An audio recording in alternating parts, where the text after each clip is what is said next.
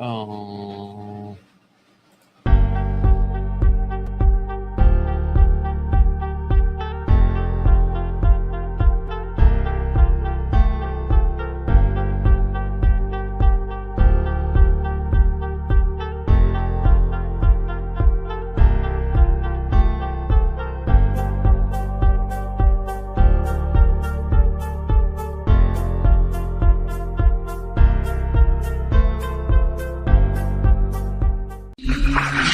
That's a good one. That's a good one. Oh God, it's a toad, son. It's a toad, dude. Yeah. I wake up to a little bit of drool on my pillow, feel like it's gonna be a bad day. What is going on, the One Cast fans? Welcome to Fishing Fridays with the One Cast. You just have Ben and myself here. Trey is MIA. Trey's actually out for work for the week, so he'll be traveling back from what he's got going on. I think starting tomorrow. So he'll be back with us next week. So you just got Ben and I for tonight. What's going on, buddy? I don't know who it is because it just says Facebook user, and I did not pull up my. I don't have it. It's not showing. My Facebook feed. So I think that's probably Brad. Brad, if that's you, I'm glad that I guessed right. If it's not, then I apologize to whoever that is. But we're just hanging out here tonight. We just recorded our episode for next week. Make sure you head to One Cast Fishing. Check out all of their line of snagless jigs, weedless neds, long neck hooks. Use the code TheOneCast, all one word, at checkout to save 10%. And this is our first live since we announced our newest podcast partner, Carolina Waters. Yes. Carolina Waters is a performance-based clothing company. And also just your casual apparel. They're based here in North Carolina. They got awesome UPF fishing shirts I've been wearing for a couple years. They've got some super comfortable T-shirts. This is the first time I haven't worn one, of course. And then they've got a bunch of different style hats. So make sure you head to carolinawatersnc.com. For the month of September, they've given us the code a little bit of extra off. So it's 20% off when you use the code TheOneCast, all one word, at checkout. Make sure you run over there, check out some hats, T-shirts, fishing shirts, get some stuff from them. They're an awesome local company. We're going to get them guys in studio one of these days and on the show. So looking forward to having them on board and, doing some advertising and some partnering with them. We're going to do some shows and stuff with them this year when they're around. So you'll see us at the booth, I'm sure, at Raleigh and anywhere else we might have the opportunity to hook up with them. Yeah, Brad said, please do. He'll send it to you with love. So you'll get a Brad autograph. I think that's what I'm getting. He'll autograph every order sheet that uses the code TheOneCast. So you can add that to your autograph collection. But yeah, so Ben and I are just hanging out. We were excited. We just got done talking a little bit about the elite schedule, which was released. Yep. Looking forward to that. Especially, and we could talk about that, but that's gonna. Yeah, we're not gonna go deep into it. We're not gonna talk deep about Bass Pro tour schedule, other than they're coming to the Chowan local, which I think we talked about. Yeah, we talked about that because this released when we had a live, so we did do some. I apologize if the video is a little bit laggy or anything. We are fighting some internet issues. We're working to correct that. Hopefully, yeah, it'll be probably about a month, 6 weeks or so. We're gonna get some better line stuff there, so we can make it. We're gonna get a dedicated line just for y'all, so we have one out here for the studio instead of piggybacking with Trey's house internet, which isn't working so great. It's definitely better scheduled than us. Yeah, no Sabine, Ben. Yeah, that'll make Ben happy. They're not going there this year. I'm sure they'll be back next. We've talked about it. Yeah, we just recorded our episode for on Thursday. And we talked a lot about the schedule, and both of us, like, we're not going to give too much away because we want you guys to listen to the actual episode. But we both really like the schedule. I mean, we like the events. Actually, we like BPTs too. So we're just waiting on the NPFL. They need to drop theirs here soon so we can figure out where they're going. Yeah, I'm hoping theirs will come out. I know. I think Brad and them talked about it when they were on with us, Brad and Paul. About their schedule. They were kind of waiting to see some things with the elites and BPT and how that went. Yeah, no doubt Thomas Lee, I'm sure, is very happy to be having another tournament there at on Lake Fort. So he'll be back-to-back champ the last two times they fished there. It'll be interesting to see if he can do that I'm excited for that one because of Swindle. He's always performed super well. He dropped the century belt last time, and what was a pretty tough tournament because it wasn't a spawn. It was kind of a post spawn deal last time they were down there. Lee caught a lot of them fish on top water on a lock and bait on a transition point. Swindle caught a lot of his fish on a Carolina rig on a little transition spot. He's the guy that's done well down there. I want to see Gerald raise a blue trophy because the guy works hard. Love or hate him, it's mixed. It seems to be in the community. I think that's one that he'll perform well, and we'll dive deeper into all that whenever we do our season preview. I forgot what I was going to say. There's something about Fork though. Oh, it's going to be they won't have a weigh-in for that one. Well, they won't for the slot fish. There's slots the way on the boat, but if it's under or over, then they can bring them to the scale. They may bring the overs to the scale. So that's one thing I really like that Bass does when they fish there. They don't count it out because of the slot. Some slot lakes get counted out. What they don't Fork though. I don't know if they're going to call it Texas Fest this year, but it's usually the Texas Fest, and they actually they weigh on the boat. It's catch weigh release. Yeah, for those slot fish. Yep, but they do have a 5. They still bring fish to the scales because they did last year. They did. So I remember if you caught an over, you could bring an over to show off. But like over and unders, they could bring unders too if they wanted to. They only weighed the slot fish which is the majority of the good tournament fish. Yeah. I hope Orville's back with me. Yeah, it was good. I'll give you that. I'm gonna jump. I'm just gonna pull my live up for a second. I think. I want to see who commented because somebody says, "How's it going, guys?" It's going good. It didn't pull up on mine. That's why. Let me turn my volume down on my phone so y'all don't hear double audio. Nick, what's going on, buddy? I should have known it was you. So yeah, it's going to be an interesting year. We talked about the local events with the Chowan, local event with the Chowan, and excited for that one with BPT. I really didn't have any complaints about either schedule. No. What's been humorous to me has been the debate for the last 4 years of every event being a spawn event. And now everybody's mad because every event they're saying that's all just forward facing sonar events now. So can't make people happy for nothing. And bass fishermen, anglers in general, because it's not just bass fishing. And I'm working on getting some crappie guys and some catfish tournament folks in here. And we're going to talk about it because the communities there are just as bad. It's interesting this year. Like both BPT and like Bassmaster, there's a couple different locations on there they either have never gone to or they haven't been to in like almost 20 years. And that would be like for Bassmaster, that's Smith Lake. Yeah. But even though they're going to a lot of similar locations, with the exception of like Champaign and St. Lawrence, they're going at different times of the year, either earlier or later than you would normally see those events. So it should be good. I like it when they have the events, even at the destination lakes, as I like to call them, because that's where they always go. And that's on everyone's bucket list. Yeah. But I like seeing it at different times because, most of us who want to travel there, and like I've traveled to some of those lakes before and I want to travel to other ones in the future, but very rarely can you perfectly time it to where they're going to be moving up, right, for that spawn window when usually these events are there, especially early in the year. So seeing 2 Florida events in April for Bassmaster, and then BPT's got one in May. It's gonna be good to see some different techniques and different locations that will play than normal. Yeah, it's gonna be a different year. You have to watch the episode to get all our thoughts, but or listen, whatever it is that you do, whether you listen or you watch.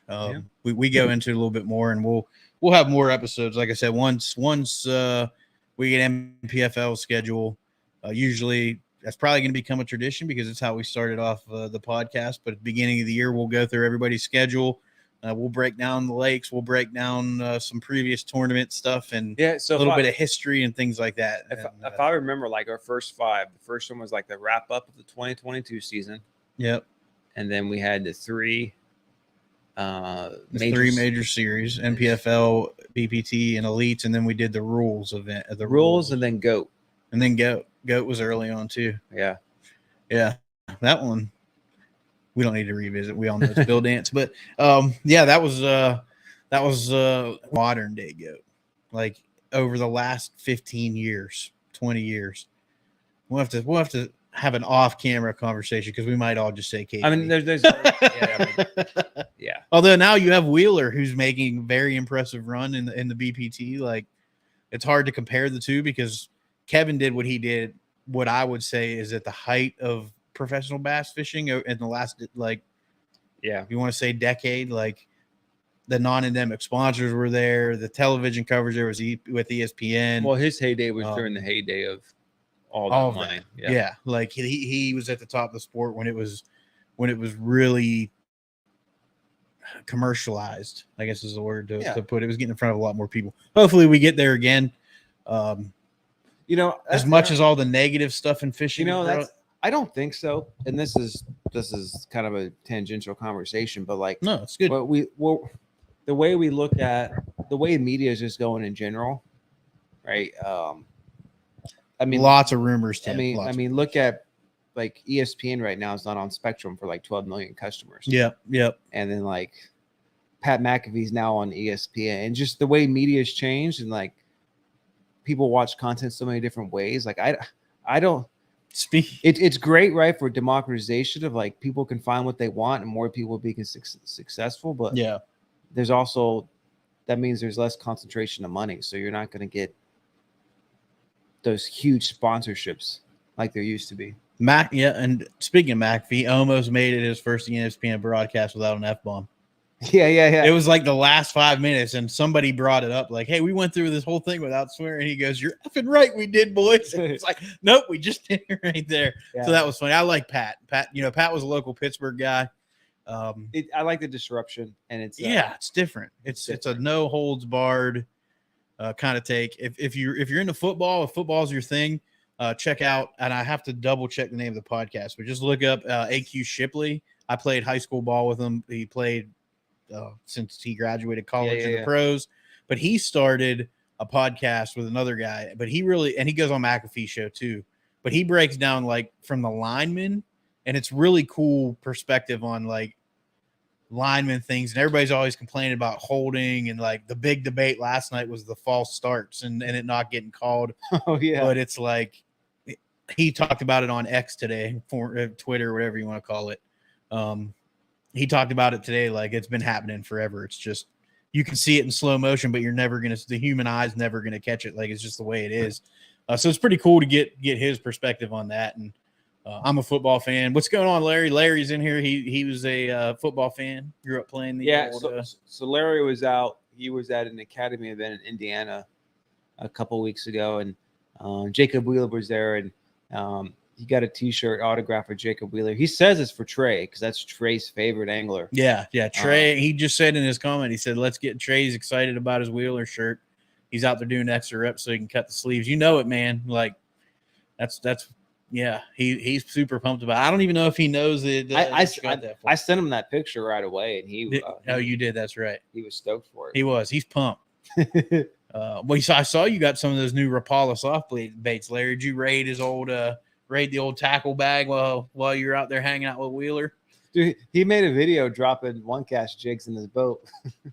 I saw that. Yeah, I saw that. That was good. I haven't heard anything from Jacob yet, so we'll have to look. You did get some big orders come in today. Maybe he went out and chucked one around on Gunnersville or something, and hammered a couple big ones and had to get him some. They'd be great out there with that grass. Yeah, or he just needed to order some so that Rapala could make a copy and put his name on it. But yeah, no, whatever, however it works out. Yeah, he used to. He didn't have a jig sponsor because he made a video like last year about. Yeah, he still technically doesn't have one because Rapala doesn't do that yet. No, they are doing soft baits. They are doing soft baits now. So. It may be a matter of time, but it's cool. I mean, I like to see. Rapala's been around forever, and they've always been hard baits. What's going on, Elijah? They've always been Rapala, however you say it. They've always been like a one-trick pony, sort of, right? So to see them, I'm guessing some of it's at the behest of their anglers, but like to see them broadening their horizons as a company and bringing some different offerings to the table, it's cool to see some growth, especially with all the negative you hear in the industry right now with certain companies approaching bankruptcy and having financial trouble and things like that. I mean, there's a lot of pain in the industry right now. There is. We rode the high of COVID. He dropped select classes off the next day. Yeah, you're gonna have to. I'm gonna have to meet you, Larry. I need a couple of them. Yeah, I need that secret juice. But yeah, so we all everybody in fishing, any company in fishing, rode the COVID wave, right? Like everything was super high. People's sales were through the roof. More and more people were getting involved. Surprisingly, the economy stayed pretty good through COVID, even with a lot of people not working. Like, yeah. So like now it's starting to trickle down. There's a lot of unrest in the economy. People aren't spending money on fishing gear like they were. Like, we find this interesting. I don't know how many out there are watching, find the inside baseball, but like you can Google Pure Fishing and you can see they've been downgraded debt wise a couple times this summer. And Pure Fishing, they own Berkeley, Abu Garcia. If you go and a lot of places you see their stuff on sale right now, well, there's a reason for that. Is that during COVID, basically what happened, and Pure Fishing was an extreme, is that COVID happened, all the inventory sold out, factories shut down, all the companies were over ordering, right? Everybody was out fishing, so there's a spike in demand. So there's too much inventory. But with Pure Fishing, they bought Plano, and then they bought another big brand for like $200 or $300 million, and they financed that debt. And with interest rates going up and rolling that debt over, let's just say they're in a lot of pain right now. Yeah, and they're probably the worst example that we know of in the industry. But look, a lot of folks are going through that, and frankly, like a lot of companies, sales are down across the board just because people are back at work, or they're right because of inflation. People aren't out fishing as much. Yeah. No, I mean, you nailed it. Like everybody over order, and it was interesting.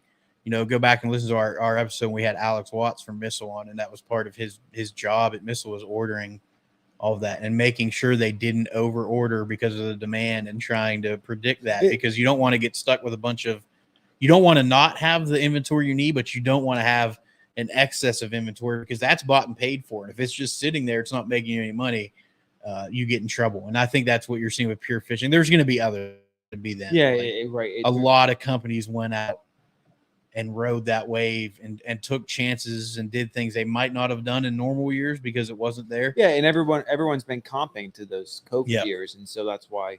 Yeah, you can't compare.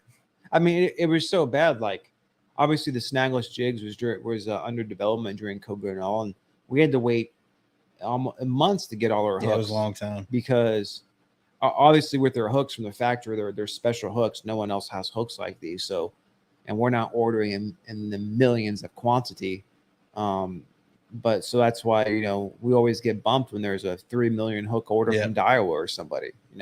Because they're all made in the same factories. All like there's like 3 or 4 major factories for hooks that all the companies use. Everybody uses them.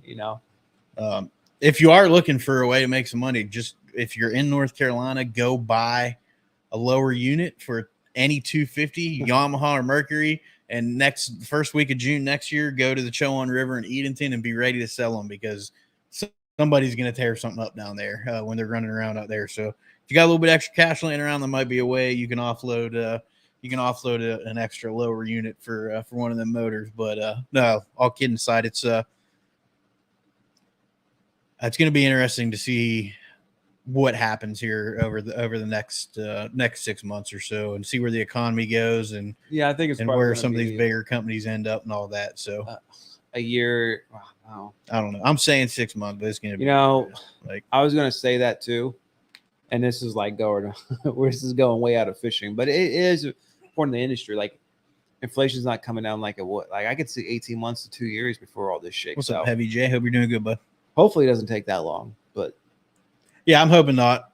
I mean, for us too, like, we're going to get to a point where we as a podcast want to, order apparel and stuff or more. And you as the jig man, like owning the tab company, like when it comes time to need to order hooks and stuff and lead and everything that you need, like those prices are going to keep going up, and that gets passed down to they're all being monopolized. Yeah, to a point, Elijah, you're right. Like, the big names are all kind of starting to fall into. But we're not monopolized. We're not. No, we are not. We are never. I'm not going to say never. but we don't have any plans to be part of any monopolies. It'll but be a long time. it is getting to that point. Like it's getting to the point where bigger. So this is the other thing with the industry is that there's a lot of like trading companies, holding companies come in. So that's like with Pure Fishing. They owned all those brands, but there's actually a parent company to Pure Fishing, and they have been sold multiple times. Well, there's the one that owns Luz and Spro and all them too, and I can't think. Yeah, of and that holding company.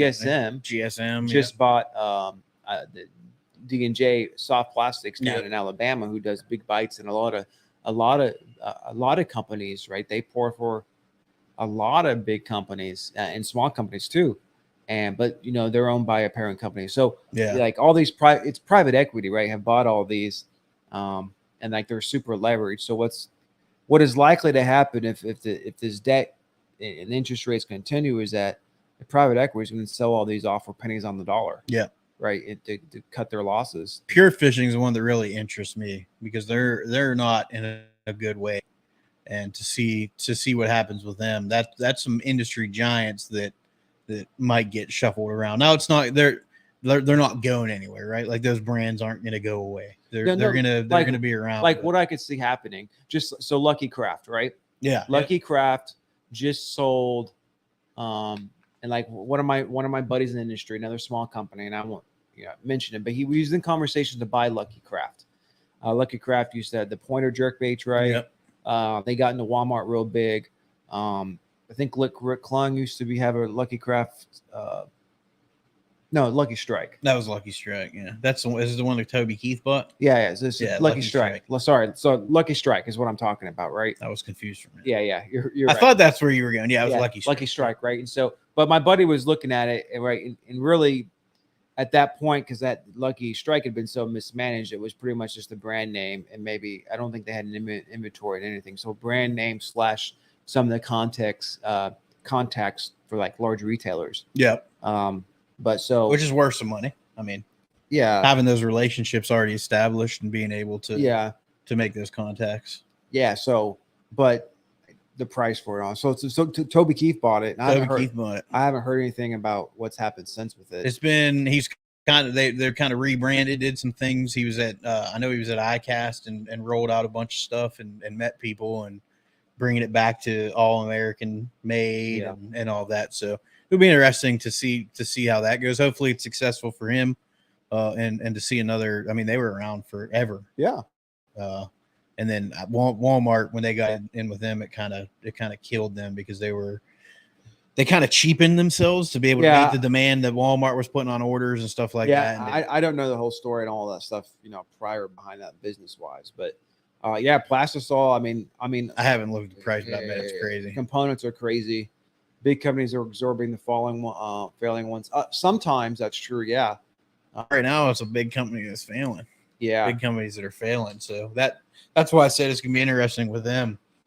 Like I said, they're not going anywhere, but they may sell them off in pieces. You may see Abu go somewhere and they could sell them off in pieces. They could really keep the brands, but really cut down the amount of product and stuff. And right, there's all sorts of business cuts and stuff they can make. We've talked inside baseball about scaling and things like that, and the NPFL talked about scaling, and at the end of the day, kind of that's what happened with Pure Fishing. Like they saw an opportunity through COVID, they tried to scale into a couple bigger businesses, probably faster than they should have. And I'm going to be honest, like I have friends that work in bigger companies, and we all had the conversations. Like I think short of the recession, I don't know if fishing would have taken the hit it did. Like the numbers that we gained, even if you lost X percent, like you still gained so much that the industry was looking to grow as a whole overall. And then with the way the economy and everything's going, and it's not just fishing, everything's on sale. I mean, stuff vehicles are finally starting to take a hit. And boats, you're starting to see the $5,000-$10,000 off a new boat. Like, and what is particularly interesting with the COVID thing, and if you look at a lot of the companies that are distressed, I would say, and you look at their sales, a lot of it's like, let's be honest, it's the lower end stuff. A lot of combos, a lot of stuff that you would find in like, I don't know, Walmart places, right? Right. Because what happened with COVID is that, yes, more people got into fishing, but how many of them right? It's going to be a small percentage became hardcore Yeah. tournament driven anglers going out there getting kayaks, boats, getting all the, all the bait casters, rods, all the baits and all. Most people, right, who were trying to get out of the house for COVID, that's not what they were doing. Yeah. So, even the wreck anglers, though, I mean, like that's a big, boat companies. Yeah, Johnny's just buying it. Every boat company can. So he's been doing that for a while now. That's not going to change. Camus will be the next one, and it'll go from there because Earl Bentz has sold everything he's ever built to Johnny Morse. Good business. Good Hey, business. it's not, man. Build a business up and then sell it for $1 gajillion and start another one and do it all over again.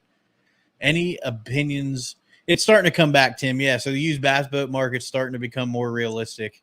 They're still up a little bit just because the demand is still there for used because of the price of new and interest rates. But it's not what it was 6 months ago. You realistically, you're back to being able to spend $15,000 to $20,000 and get a really good boat that's going to run for a long time, that's ready to go fish tournaments and do all that. $10,000 to $15,000 6 months ago was getting you nothing. So yeah, I haven't paid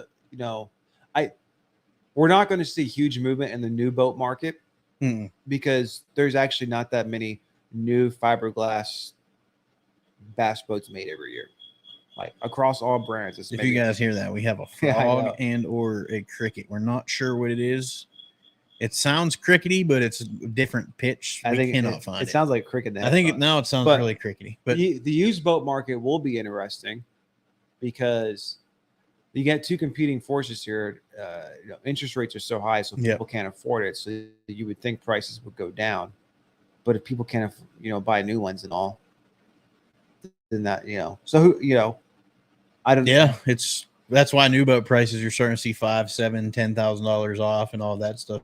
You can't move them, but it's hard to go buy a new $75,000 boat, even if you have the money at 9% interest. If you can't pay cash, it's kind of unrealistic to finance right now. Before boat rates, because it's a pleasure item or a leisure item, they're always a little bit high. I looked the other day, like 10 or 12%. Yeah. Like for like good credit. Even vehicles are crazy. Like I know I got a buddy that's got like an 845 credit score, and he went to buy a new truck, and the best that they could do was like 9%. Yeah, I mean mortgages are 7. Yeah, it's ridiculous right now. So that's gonna. Yeah, no mortgages are ridiculous because I'm looking at houses. Yeah, I know. Freaking. Speaking of which, I mean, one of our neighbors moving. They probably want too much. Yeah, they do. I'm sure. The housing market's wild, man. Like it's like anything. Not as many houses for sale, so the ones that do go for sale are super high.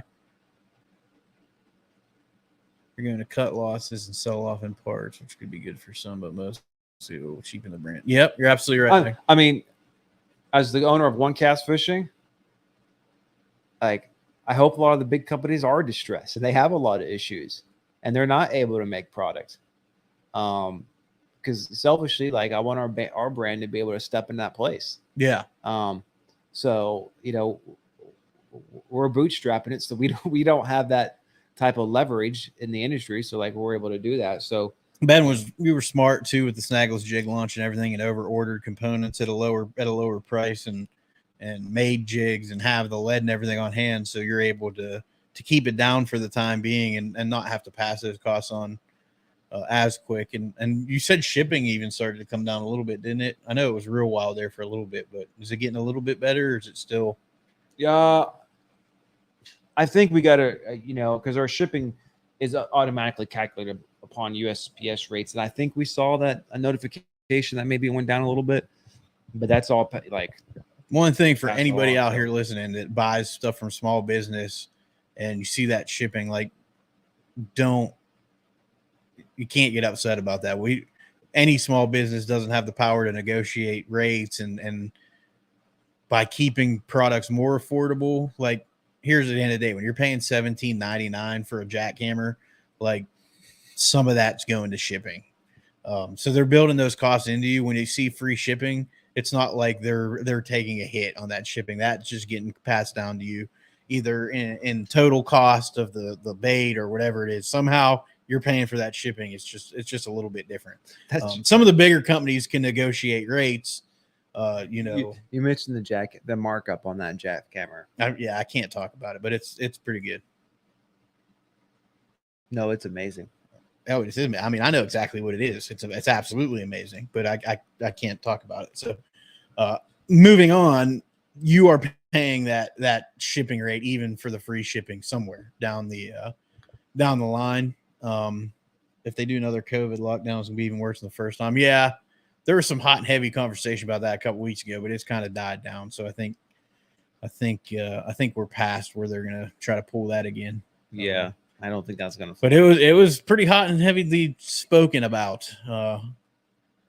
I thought the frog was a soundbite when we get off topic. No, Larry, there's legit a frog or a cricket somewhere in our studio. So we heard it right before we filmed our podcast, but it didn't really go. It didn't make any noise. I don't think while we were filming. No, one time and I said something, but you couldn't really hear it. But that time you could hear it. It might have moved closer. It might be plotting on us. So if we get attacked by a tree frog or something here, we apologize, but so that's a little bit inside baseball. We're going to get some folks on to talk about some different topics. We want to get somebody from a boat manufacturer to kind of talk about, boats. And actually, if you want to understand a little bit more about why boats are so expensive, the owner of Gambler, Scott Gones, on his Gambler page just posted a full breakdown of what it costs him to build a boat with or without a motor. And granted, his a little bit high because his is all custom. He doesn't have some of the machines that other ones do, but just some material costs in themselves have gone up significantly, and you're paying for that as a consumer. And on top of that, because boats are a luxury item, specifically bass boats are such a niche market. There's not a lot of the automation involved because I don't think the cost has probably justified it. Because you have to amortize that out over your volume. So that's why there's like fiberglass boats. A lot of them are, they're all hand laid and stuff, and labor is expensive. Yeah. And that's skilled labor at that. So, oh, absolutely. That's even more expensive. You can't just get any Tom, Dick, and Harry off the street to do that one. So, there's a lot more. So we're working, we're having conversations with some different folks around the industry that do different things that are willing to talk about some of that stuff and bring it to y'all, because I think it's important for us to understand where our money goes and why things are priced the way they are and things like that. Now, there's some big companies and bigger corporations that are going to overinflate their prices. Call it corporate greed, whatever you want to. There's some of that built in, but if you can charge that and people pay it, I don't have that's free market capitalism at its finest. Like, people if you want to buy it. If you don't, find a cheaper version and buy that. So it's interesting. We're debating. I'm probably going to throw a poll up in the Facebook group maybe this week and just see who would be interested in having those types of conversations and hearing from folks like that. Because personally, I like talking about it, but when we have a conversation as a group about it, I'm like, I don't know how it would translate to the listeners, which ultimately, as much as we like something, we want to make sure it's something that entertains y'all and you want to hear about too. So we'll put a poll up in a couple places and talk about that. But official local 20-man club. This is Tim Trini. 10 boaters, 10 non-boaters, had a blast, got married, had 3 kids, stopped fishing, coached football, baseball, and basketball. Now I only have one left in school. I want to go grab another boat, but the cost of used boats and technology changes are crazy. Hope the prices come down in the spring. Yeah, they're going to come down now through winter if they're going to come down. Spring, they'll shoot back up because folks are going to be buying. Inflation in the used market is what it is. It's a lot better than it was, but it's still not good, man. It's. I don't envy. The one thing I can say to Tim is be willing to travel, and you can find them, because I see deals out there every day, and I'm like, man, if I had an extra 10 grand or 15 or 20 is usually about, if I'm going to pay cash, what I would spend, because that's what I feel like I could not lose my butt on.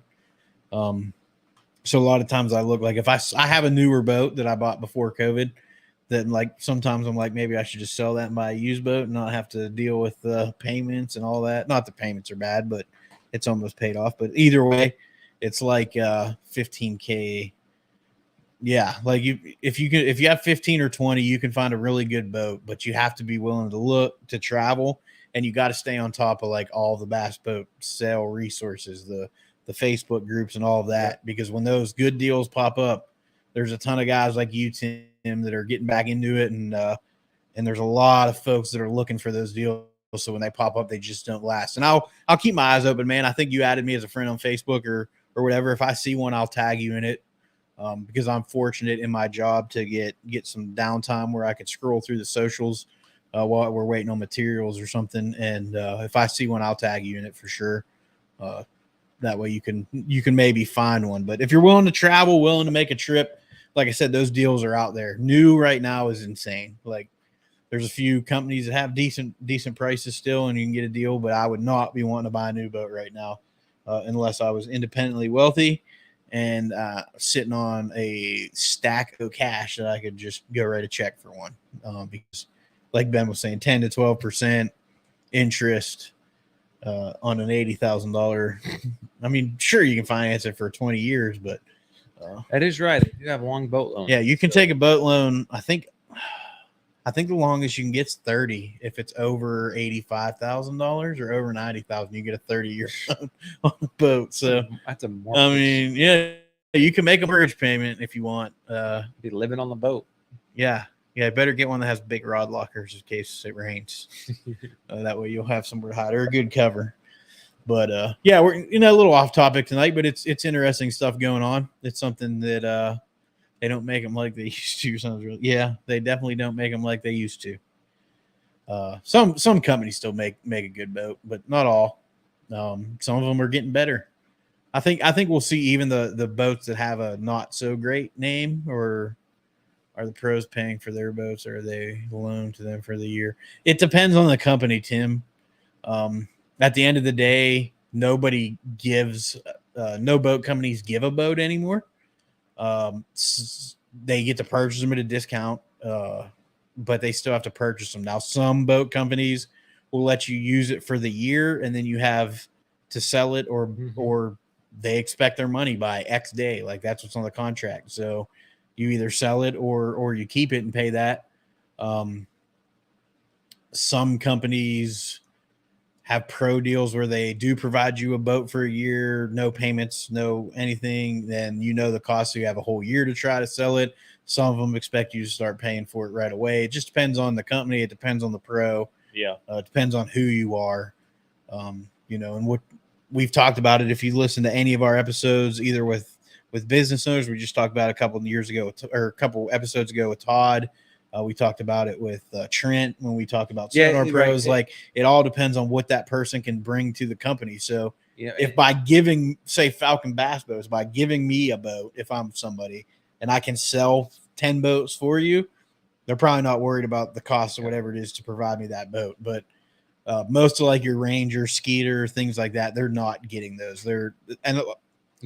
So speaking on Ranger, the reason you saw a lot of guys that ran Rangers for a lot of years and left them and went to other companies was because Ranger changed the way their pro deals worked, and they weren't getting boats anymore, and it really wasn't favorable to them on how it was set up.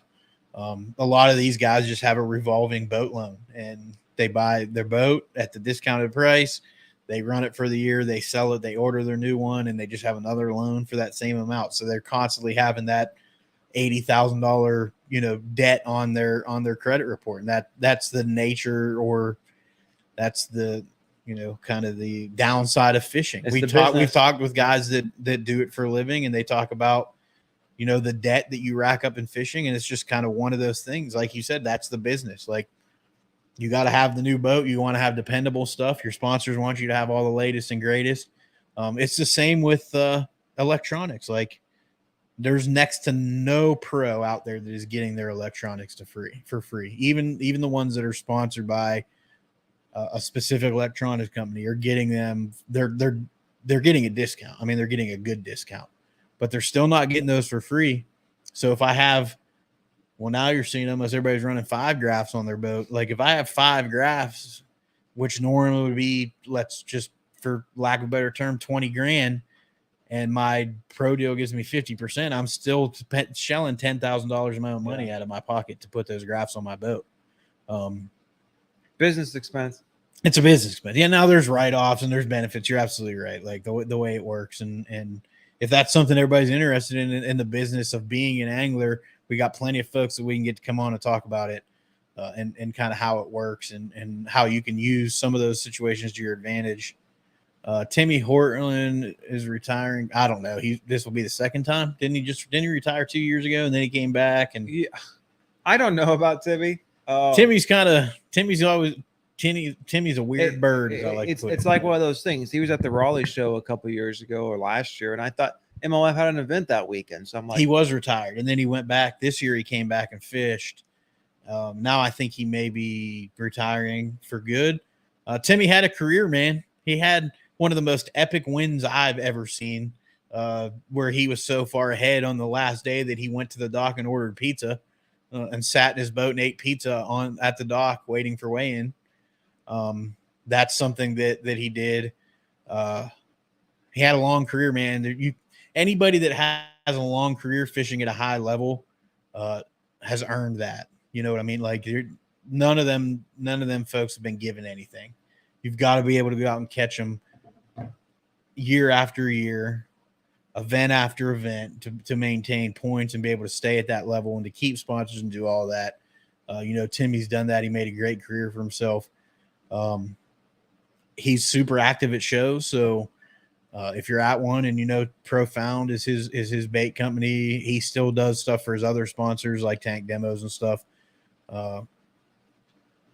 He will be concerned about his lodge. Yeah, he's got that big lodge, hunting deal, fishing. I don't know if he's doing fishing. I know he's doing hunting. He started a few years back, which I looked at because I know somebody that went and hunted there, and I was like, they talked about how great it was, and it better be. It is not built for the average outdoorsman. Yeah. They have a specific clientele, and I don't knock folks that do that. Like he had a vision for his company. He's gone out there and created it. Wish him all the best. He had a great career. I was never a huge Timmy Horton fan. He was just a guy. It's not that I didn't like him, just wasn't somebody who he had a good career who I was drawn to. But I will say, if he's retiring, I said, I haven't seen. Yeah, I'll have to look and see. I knew he was talking about it, Tim, but I didn't see if he had officially announced it. Again, he's not a guy that I didn't like or did like, but I loved the fact that he sat at a dock and ate pizza one time because he knew he had the tournament one and went out there and did it. I will give some advice: don't ever do that. That's my dream. I know a guy that thought he had 1-1 and went back and ate lunch and took a nap and then ended up losing that tournament. So I would never do it. Like, even if I had 40 pounds, I'd be like, if I won 40 pounds, if I have 40 pounds, these guys I'm fishing against probably got 50. No. If I've always thought if I went out in Jordan on a summer tournament and I got like 32 pounds. Oh, that's a little different. Summer tournament on Jordan, that's pretty in the morning. And I'm fishing with my club and stuff. PBC is different. But if I'm with my club or if your club, you're probably like 18 pounds. Yeah. But if I went out there and actually hammered them, I just pull up on the bank in the shade, have that live oil run, drink some cold water, make sure I'm in a good place with phone service, watch some YouTube, and film some videos. I don't know, but no, I mean, I hear what you're saying but I just loved it, man. Like he called the tournament director and was like, I got another 19 pound, like 18 pounds. He already had like an 18-pound lead. He knew there was no way. Do you guys know Rick? It's amazing. It still competes. Where else has been? I mean, we talked to Rick at shows and stuff. Ben is from his part of Missouri and has talked to him more than any of us probably. I don't know to say that he's a friend or anything, but it's hard to take anything away from what Rick's done. He announced he's fishing again, so he's going to legend into the elites. And what's this 50th year? Next shall be his 50th year. Yeah, I don't know how he does it, Tim. I don't know how he at his age continues to. He loves ball. To do it, man. Loves ball. You got to. He loves it. You got to something, man, because it's not a money thing. Like he's one of those guys that set himself up early in his career and did some stuff to make sure that he had money. It's really interesting when he talked about, was it Champlain, how that when he broke his back there, he considered quitting Rough then. water, yeah. Like absolutely considered being done with fishing. That's right. He rides on that little. That's why he sits on the boat bumpers. Yeah. He puts them under because of how rough those rods are. Yeah. Can't remember if that was Champlain or St. Lawrence. It was Champlain. Champlain gets super nasty when it gets going. But yeah, Rick, man, that dude's an absolute animal. And a super nice guy. He's very soft spoken. Mm-hmm. You got to get up in his face to talk to him. But we're hoping to maybe one day get him on the show to talk about fishing. We have some contacts, and yeah, I need to message him. We're gonna try to work that, get him to come on, because he's lived it through everything. And when he did his forward facing sonar video and talked about it, man, we talked just about being a professional, not trying to start anything. Like, he's been through the technology changes. Well, he's a guy, all of that stuff. So I mean, he's an OG. Like, yeah. He's the guy who used to go with. They're all dead fish at weigh in. There's no. Like, yeah, you got bonus points if you can bring a fish back alive. 7 fish limits. Yep. He's gone through all the technology changes, right? From flashers to paper graphs, 2D, all side imaging, down imaging, all the way through. So like, he's like, well, it's always been changing. So yep, and he's just like, it's time for the next generation to do their thing, and that's what we're seeing. So, yeah, it's cool, man. Rick is Rick's a freak of nature to be able to do it at that level for that long, and still do it at his age, and not. He's definitely slowed down the last couple of years. He didn't slow down for a long time, but I've really noticed it watching him. It's starting to catch up a little bit, but he's out there doing it. Yeah. So last year he requalified without legend status, because you can drop a year. Yep. This year I think he's gonna have to use legend status. Yeah, he's gonna have to legend. No, when was it last year? Yeah. So last year was bad, and then obviously this previous year wasn't. Yeah, it's one of those things, like he'll have a couple events now, maybe in 20s or 30s, and then he's still out there doing it though, man. Still doing something he loves. Still meeting fans, and certainly is somebody that everybody knows. I hope he wins the St. John's again. Yeah, I wonder if this will be. I wonder if 50 years he'll call it. Whenever his hand stops shaking. 50 years, man. That's a long time to be doing it. Like, I don't know. It's kind of like you set those goals in your mind. Like, I want to do this, and then you get there, and it's like, what's next? You wonder if I can do it for 50 years, then I know I've had my run. I don't know. It'll be interesting, but I'm glad he's going to be back for another year. I'm gonna marshal an event, so it'd be cool if I could run around with Rick, just to spend time with a guy like that. I know you're gonna marshal. I don't want to talk about it. You're probably right. You're probably 100% right. I'm gonna call somebody and pull some strings. If you know somebody and you can do that, I'll gladly take that rod. All right, I'll do it. I'll make it. I'll figure it out over the next year. Just start hitting people up. Yeah. What's up, Cam? Oh, hope you're doing well, bud. Yeah. Would he be the only angler in history that has 50 years on tour? I believe so. Yes. I don't think anybody's ever gotten close to 50 staying on tour. I mean, no. Thinking about the guys he came up with, they're all, Bill Dance left early in his career to do the television thing. All the other guys back then, Roland Martin, Jimmy Houston, they all stepped away. Yeah, so think of it this way: he was a legend. KBD's rookie year. Yeah, I mean, KBD looked up to him. He had already won multiple classics. Yeah, I think he'd already won back-to-back classics. So, and that was 30 years ago that KBD came on the scene, early 90s, 89, 90s. Good God, man. It's hard to believe it's been 30. He was already like a legend at that point, one of the best in the game. So that's just how long it's been.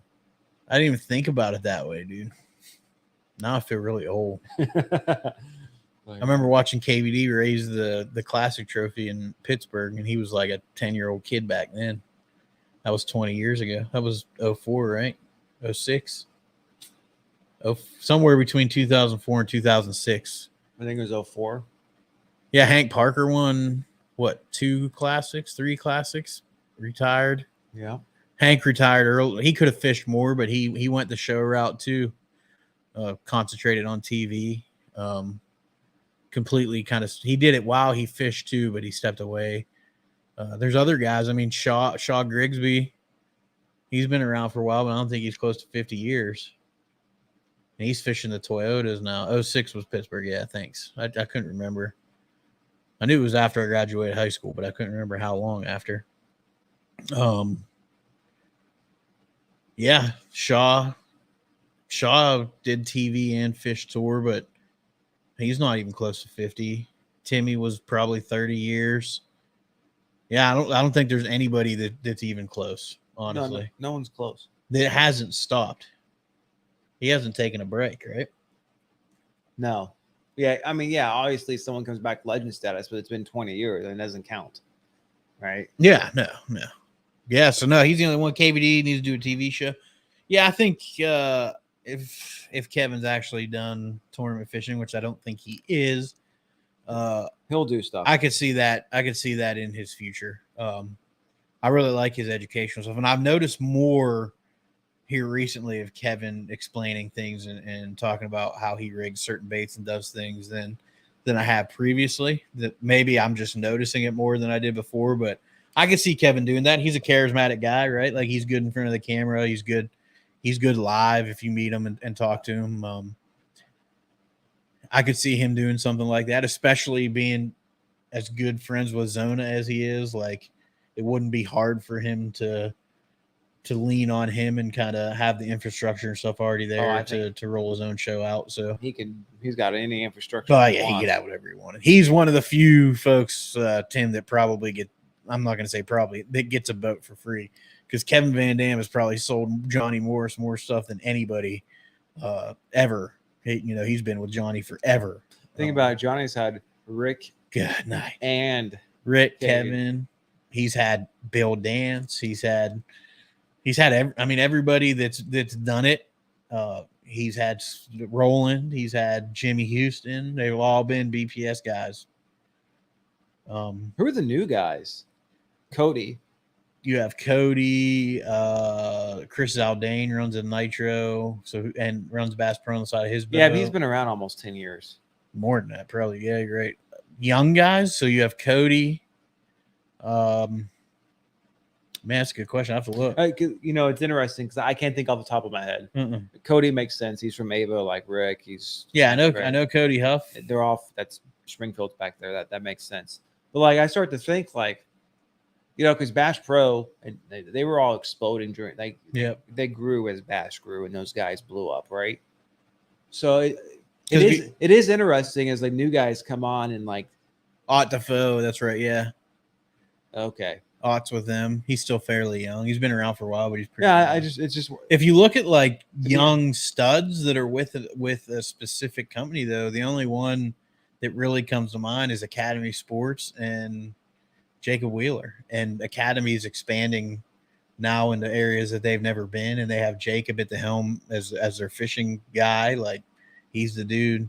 And I always, when I think of Academy, I think Jacob Wheeler, and I always have. Kind of like when I think Bass Pro, if somebody's like on the spot in the street was like, who's a Bass Pro sponsor in fishing, I'm going to say Kevin Van Dam. Like I'm not even going to think about it. And the same would be like Academy. I know Academy has other anglers, but Jacob's the guy that kind of sticks out. But they're really Bass. I don't really. They're gonna find the next one, right? Like they're gonna have somebody. Cody's a hammer. Well, yeah, I'm just thinking like they'll start pushing the next generation. Yeah, but it was a little bit different. Bass Pro was growing back then. It was new. It was they're scooping up all the. It's just a different time. Like, it was. There is backlash for Bass Pro because, they It's all. Well, now with them and Cabela's being one deal. I mean, with Johnny buying everything and then cutting out guys and shipping down some products and stuff, or outsourcing manufacturing and stuff. I mean, there is some backlash. I mean, there is people that hold that against them, and I don't know if that runs down to the competitors, but it's just a different time. Like, does Bass Pro? It's an interesting question. Does Bass Pro still hold the oomph over the industry as maybe 20 years ago? I don't think they do. Personally, I don't. I agree, Cam. They absolutely ruined Cabela's. I don't think they do. I really don't think. You're starting to see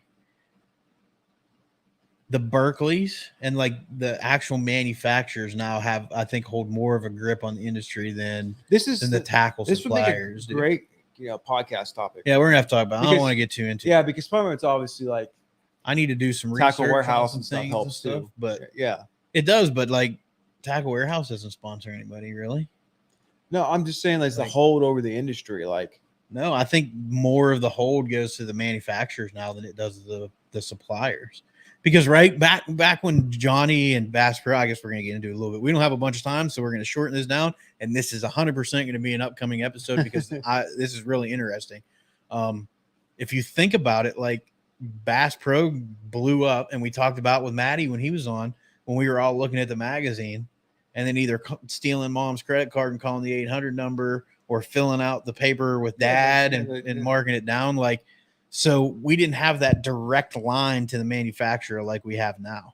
Now, if I'm interested in Berkeley, I don't go to Bass Pro Shops to look at Berkeley's new bait. I just type Berkeley fishing into my web browser, and I go straight to the manufacturer and I get all the information I need. I buy off another store. Before Bass Pro, that was how we found out about the new stuff. Like, that's true. Bass Pro was like Berkeley's new call shad. We're the only ones that have it. Here it is. It's in the Master Fishing Catalog. Remember when the Master Fishing Catalogs used to be hardback? Did you guys ever get the hardback ones? No, we never had the hardback. Yeah, I think you had to spend some coin. We got it one time. We got a hardback one from them and Cabela's. But yeah, now that I think about it, like, we're definitely this is going to be a good podcast. That's a good topic. I'd like to hear Trey's take on it. But yeah, now that I think about it, like, that was how we found out about stuff. Like, you either went to the store if you were lucky enough to have one of them when they first came around. The catalog was the Bible. You're absolutely right, Tim. But I hardly ever go to Bass Pro anymore. Now it's I don't unless I absolutely have to. Unless I need something like immediately. Yeah, I don't either. If I'm up there. You know, always kind of swing through. Of course, our Bass Pro in Raleigh is not one of the big. No. It's not one of the big flagship stores I have. It's, it's okay. I guess no, actually, the Cabela's is. If you go over the Garner, I guess that's the same thing. Well, even they're not like it was because they're Cabela's has so many stores now that they've kind of scaled down the. I will say, if you are ever going through Memphis and have the opportunity to stop at the Bass Pro down there, I've never been in the one there. That place is incredible. Obviously, I've been in the one in Springfield, and I've been going there since I was a kid. So, like, I know people go to vacation there, and that used to shock me when years ago. Oh yeah, but they got a hotel and everything in it, man. Yeah, I mean, and like a big hotel. They've got the museum and stuff there too. The museum's actually really cool. It is. With all the taxidermy stuff, it was actually pretty cool. So if you're ever there in Springfield, it's definitely worth checking out. Definitely have to check out the big store there, and then there's the outlet stores there too. That's the good one to go to. Yeah. That is one thing they still have at the bigger stores is what do they call it? The bargain cave or whatever. Like in the Cabela's and stuff, you can find some good deals in there. Terry Baker said I go to look at the college chicks. Most anglers shopping online anyways. You're absolutely right, Tim. We have one in Foxborough. I'd rather go to the mom and pop shop. It's wild here in North Carolina where we're at. We have this year on the top 100 bass lakes, we have 5 lakes that are within an hour of where we live. Not a single good mom and pop tackle shop. Literally, you have Bass Pro, which is Bass Pro. Like, they have what you need down and dirty, and that's it. Like the old mom and pop shops that used to be around either aren't open anymore. They have stupid hours. They don't have new product. They don't look to get anything new in. This area right here specifically, Sanford area, has a dearth of tackle options anymore. Yeah, it's terrible. I buy everything online. Yeah. Amazon, Omnia, I go, Bait WRX, who's a big sponsor of the MPFL. If y'all are buying tackle online, highly recommend you go check out Baitworks. They're BAITWRX.com. Their shipping is ridiculously fast. Prices are good. Like, I've been buying a lot of my stuff from them because I order it and it's here. Like, I swear I order on Monday and it's at my door on Wednesday. And I don't pay anything extra for shipping. The other really good one is that Discount Tackle. They're in like Oregon, so it takes an extra day to get it here. But like literally, if you order in the morning, it'll ship that evening and you'll have it in 2 days. Your jigs and stuff, obviously use One Cast Fishing. Ben gets everything out the next day pretty much. Yeah. And you can use the code TheOneCast, all one word, to save 10%. Yep. And if you're looking for clothes, CarolinaWatersNC.com. Use the code TheOneCast. They're our newest partner here with the One Cast podcast. Month of September, and offer you 20% off any of your order at CarolinaWatersNC.com. I know they have some stuff out of stock. They're working on restocking, getting all that stuff back up for y'all. The new stuff will be on the website soon. Make sure you check them out, CarolinaWatersNC.com. Use the code TheOneCast, all one word at checkout. Save 20%. We're an hour and 1 minute. I am extremely tired. It was miserably hot all week. I'm ready to go home and kick back and take a nap. Sounds good. I think Ben's good. I hope y'all are good. We appreciate everybody joining. We appreciate all the interaction. We'll see y'all next week. Fishing Friday, every Friday, almost 7 p.m. On all the socials. You can find us somewhere. So appreciate y'all. Make sure you check out our sponsors and make sure you be good to each other and help us continue to grow a culture of anglers helping anglers, one cast at a time.